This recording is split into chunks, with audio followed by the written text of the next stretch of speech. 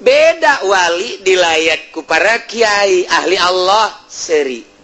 sarua sapagodos menuju surga Firdaus. Tapi ketika dilayat kuno kos karari itu nu selalu ngadahar duit rakyat nejis bagi wali ceri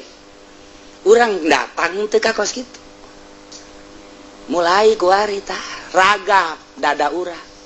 kamari teh kapan waktu keur arif dibere sabaraha lah dibere sabaraha ngomong atuh sia jaing nyaho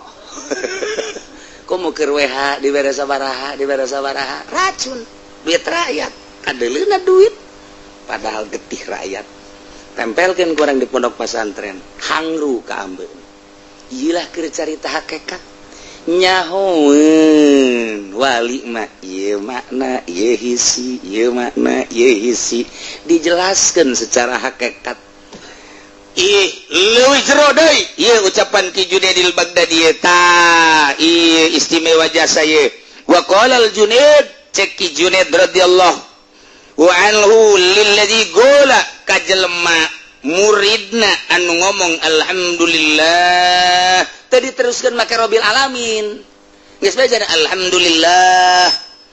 wallahu a'lam.